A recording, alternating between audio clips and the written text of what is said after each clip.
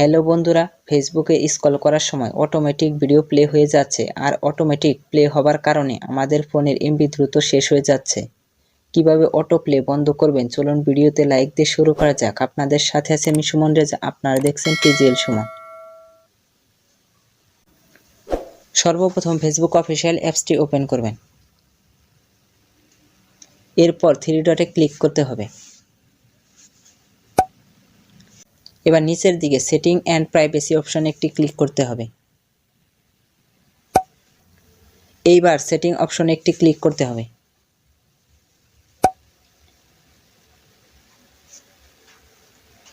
এইবার নিচের দিকে মিডিয়া অপশনে একটি ক্লিক করতে হবে।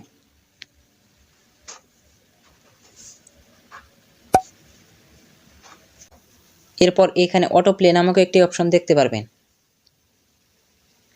One mobile data and wifi, এই অপশনটি চালু থাকলে মোবাইলের ডাটা এবং ওয়াইফাই যেটাই চালু থাক না কেন অটো প্লে হয়ে যাবে।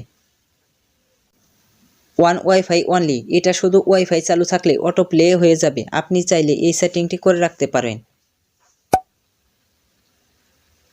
নেভার অটো প্লে ভিডিও, এখানে ক্লিক করলে আর কোনো ভিডিওই অটো প্লে হয়ে যাবে না। চলুন প্রমাণ দেখিয়ে আসি। এই যে এই ভিডিওটি আর অটো প্লে হয়ে যাচ্ছে না।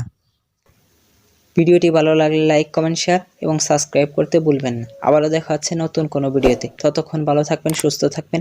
ধন্যবাদ সবাইকে।